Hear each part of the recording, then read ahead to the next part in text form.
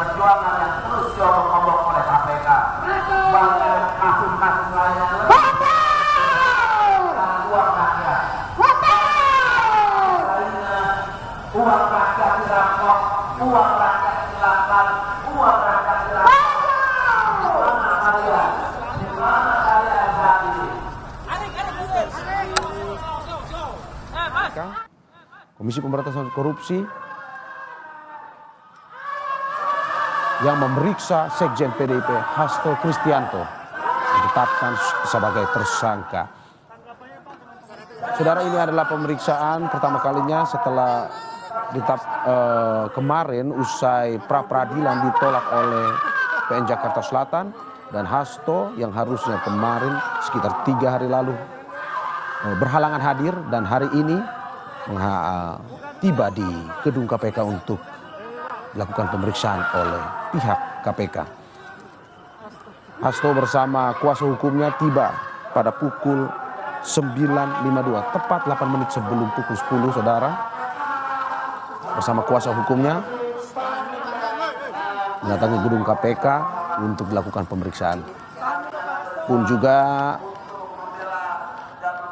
tadi Anda bisa melihat rekan-rekan media yang sudah menunggu sejak pagi tadi untuk mendengarkan pernyataan yang langsung disampaikan oleh Sekjen PDIP Hasto, yang juga kemarin, saudara, sudah melakukan pernyataan bahwa hari ini dirinya akan memenuhi panggilan dari KPK. Anda bisa melihat visual terkini bagaimana awak media mencoba untuk mendapatkan pernyataan langsung dari Hasto sebelum nantinya diperiksa oleh pihak KPK. Dan saudara, kita dengarkan pernyataan dari Hasto Kristianto yang hari ini akan diperiksa. Cukup. Sabar ya.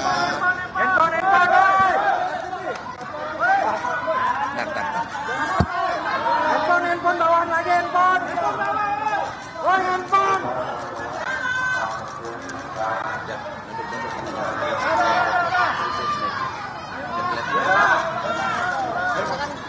Oke, dah siap. Oke, baik, terima kasih seluruh masyarakat Indonesia yang saya cintai dan banggakan, rekan-rekan pers semua. Mohon maaf agak terlambat karena bis yang kami pesan itu sempat 3 kali di-cancel.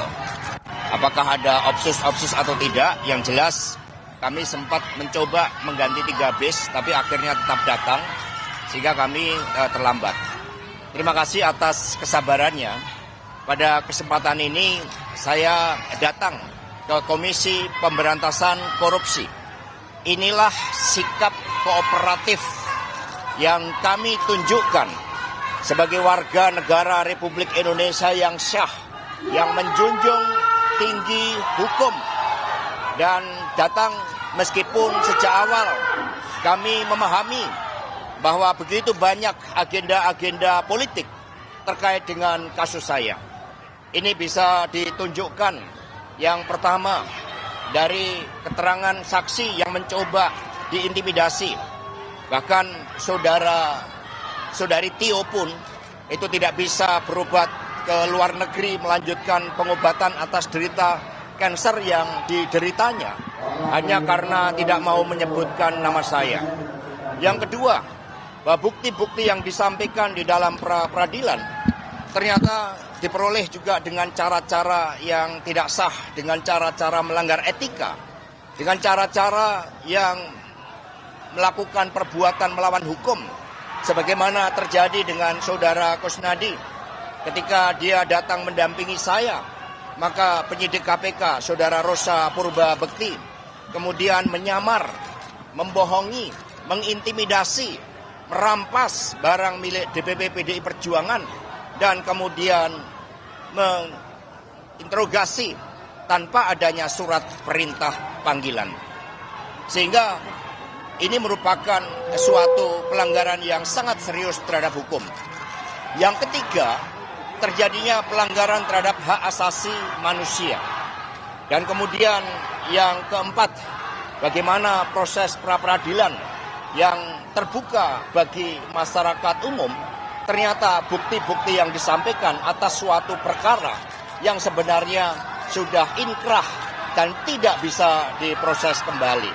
Nah, untuk itu meskipun diwarnai dengan berbagai praktek-praktek pelanggaran hukum dan intimidasi, saya tetap datang ke KPK ini. Perlu rekan-rekan pers ketahui, selama 6 bulan terakhir, banyak jurnalis asing dan juga duta besar yang bertemu dengan saya. Mereka mempertanyakan tentang kegelapan demokrasi di Indonesia ini. Mereka begitu prihatin dengan kegelapan demokrasi ini hanya karena ambisi kekuasaan. Bapak, Ibu, dan saudara-saudara sekalian, kalau suatu negara berdiri yang kokoh, yang berkeadilan, maka dampaknya sangat luas. Tidak hanya kehidupan sosial, politik masyarakat, tetapi juga iklim investasi. Tidak akan ada investasi yang masuk ketika tidak ada hukum yang memberikan kepastian di dalam seluruh tata pemerintahan negara kita.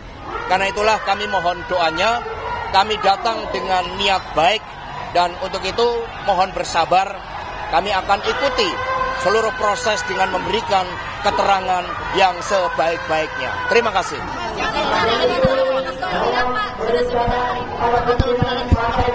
Ya udah siap, lahir batin.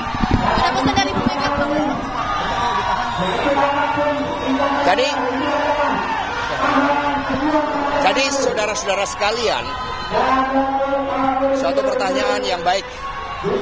Bagaimana kalau saya ditahan?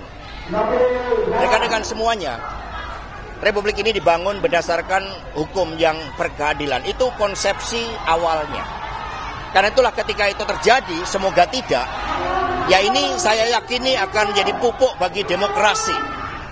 Ini akan menjadi benih-benih bagi upaya untuk mewujudkan suatu sistem penegakan hukum yang sebenar-benarnya tanpa pandang pilih. Karena itulah kami meyakini, karena kami dilatih untuk berjuang dengan keyakinan. Saya tidak menjabat sebagai pejabat negara. Tidak ada kerugian negara terhadap kasus yang mencoba ditimpakan kepada saya.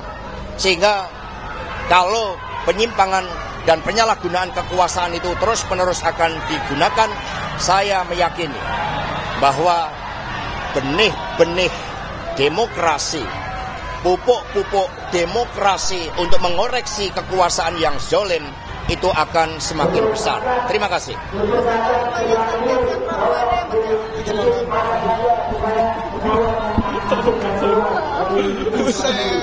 Aduh.